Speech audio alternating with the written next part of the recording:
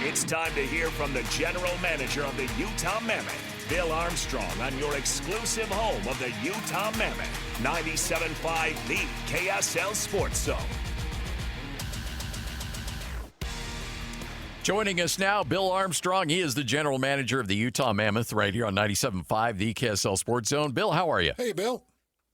Pretty good, gentlemen. How you guys doing?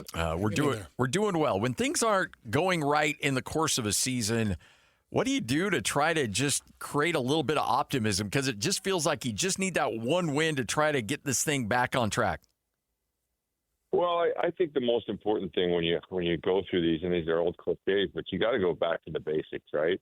And the basics for us is our fundamental of work ethic. And you just gotta go to the team and just kind of cut out the winning. Just don't talk about it for a bit and just say, listen, let's do these things. The first thing is you got to outwork the other team. When the game ends, you got to outwork. Second thing is you got to execute. If you can execute and then you can play big in the big moments, you got a chance to win every game. So for us, we got to go back to the basics.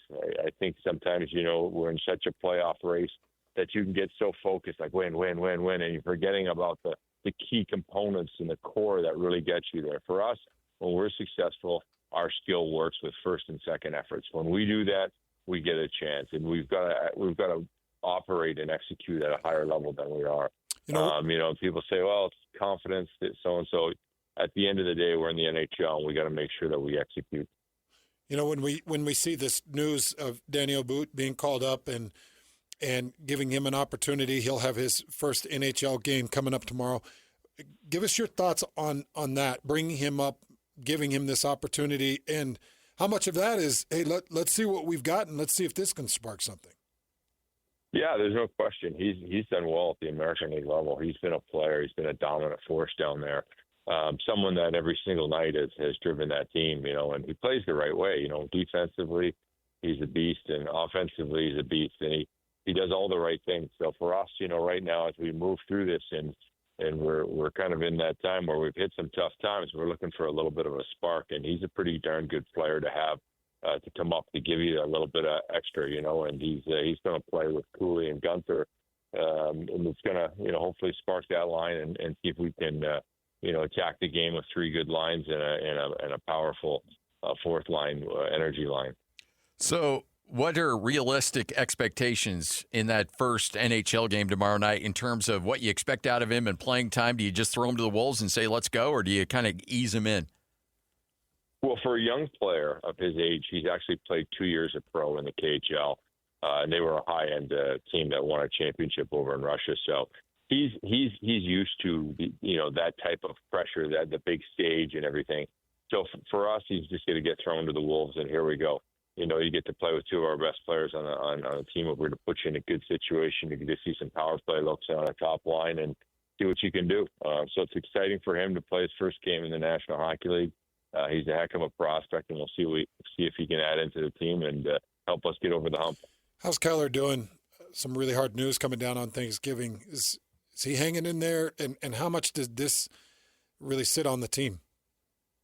Well, it does sit on everybody a little bit different. Everybody handles those situations a little bit differently. So, for him, he chose to kind of play through it and kind of just continue to push and go through it. So I think if the guys in our team and our coaching staff respect that, it's a great thing that he's in the fight with us. And, hopefully, for him, it's like I said, people deal with it in different ways. He's chosen to play his way through it. I know he's hurting a little bit and a lot, but it's hopefully something that he can, put it on, I wouldn't say the back burner, but put it in a place where, he can go out and play still great hockey. What's the benefits and what do you expect when you get Simashev down in Tucson? How does that help his long-term development, and what do you expect in that tenure down there for him? Well, we expect him to play hard and kind of grow his game and play some more minutes down there and some more situations. I think for him, he's close to being a really good NHL player. I think for him, he can grow his game down there. It'll allow him a little bit more freedom to kind of expand his game and not be so, sometimes up here, with the matchups and the way it's played, he doesn't get that type of ice time. So, it's no different than Gunther. We had Doan last year do it, come up and back. So, No different than Danii But. He went down there and was our best player in Tucson. So we expect the same. And, in time, he'll come back up and be a really great NHL player. You were able to grab a point last time you guys were in Anaheim, taking on Anaheim coming up tomorrow. You got Vancouver and then Calgary, so a little bit of trip up north. Just talk about the significance of the remainder of this 3-game road trip to finish out the early parts of December. Well, it's been a grind for everybody in the National Hockey League because the Olympic schedule, the first part's condensed and it's playing every other day and with travel. So it's a grind right now for our guys. But at the same time, we got to find a rhythm of getting points and wins on the road. And that's a battle. But first, we've got to play well. And we haven't played a good 60-minute game.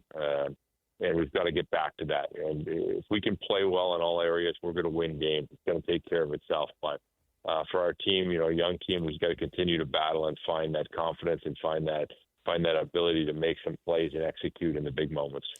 You got a couple of games where you've given up 4 goals, one game where you gave up 6, and you've been very great in kind of educating us and telling us that not every goal is the same, not every goal given up is always on the tender. How much of that, if you go maybe percentage-wise, is on your tenders, and how much is on the defense allowing those scoring opportunities to develop? Well, you're always going to give up opportunities. There's a point in the game, and, I talk about the big moments. Your goaltenders have to make the right save at the right time to give you a chance to stay in it. Last night on that third goal, I would have liked to seen Veg have that one. Would have kept us a little bit more in the game. And, that's a big part of our team is him being that brick wall back there and making those stops. And he's done that. But, he's got to find ways, to steal games for us on the road too. So, he's going to come back for us against Anaheim with a big outing. So he's huge for us in the net, but at the same time, all our goaltenders, including Mr. Vanacek, he's got to battle in there and make the saves when the club needs him. Yeah, I was talking to Scotty about that a little bit. I guess I'm not as familiar seeing a 1-1-1 with Veggie and Vanacek and then back to Veggie and Vanacek. What is the kind of the process of that? Is that a normal thing, Bill, or is that something where you're just trying to figure out what's going on in net? Well, no, it's more of a travel.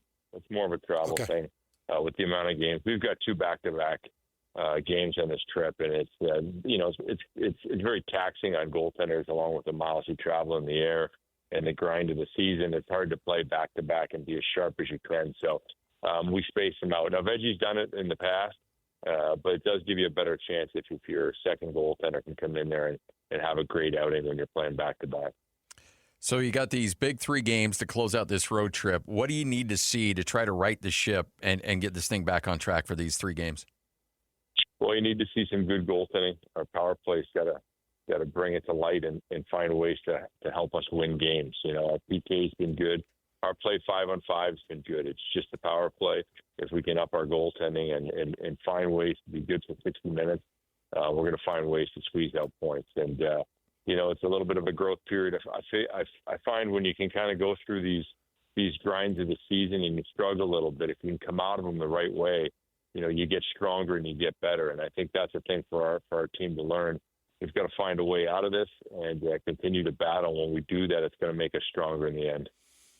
Well, next time we talk to you, I think we'll have about 5 games under our belt, 4 or 5 games under the belt. So hopefully this thing gets turned around, Bill, and we get to talk about some of the great moments and the guys stepping up. But I know these road trips are tough, but good luck to you.